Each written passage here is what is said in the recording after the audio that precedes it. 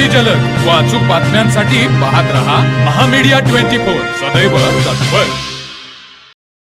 कोल्हापूर जिल्ह्यातील ग्रामीण भागामध्ये विशेषतः मुरगुड, मुददाळ, तिट्टा, गारगोटी, बिद्री, कोर परिसरामध्ये पेट्रोल डिझेल संपणार आणि त्याचे दर गगनाला भिडणार अशी जोरदार अफवा पसरली आहे। या अफवेमुळे रविवार रात्रीपासूनच पेट्रोल पंपांवर वाहनधारकांच्या लांबच लांब रांगा पाहायला मिळाल्या।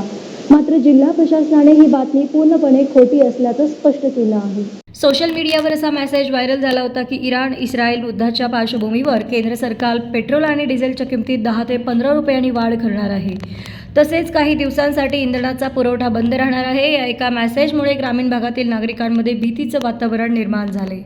मुरगुड, मुददाळ, तिट्टा आणि बिद्री, गारगोटी येथील पेट्रोल पंपावर दुचाकी आणि 4 चाकी वाहनांच्या सुमारे अर्धा ते 1 किलोमीटरपर्यंत रांगा लागल्या होत्या। काही ठिकाणी वाहनधारकांमध्ये किरकोळ शाब्दिक चमकही झाल्या। जिल्हा पुरवठा अधिकाऱ्यांनी स्पष्ट केले आहे की जिल्ह्यात इंधनाचा मुबलक साठा उपलब्ध आहे, कोणत्याही प्रकारची टंचाई नाही आणि इंधन दरवाढीचा कोणताही अधिकृत निर्णय झालेला नाही।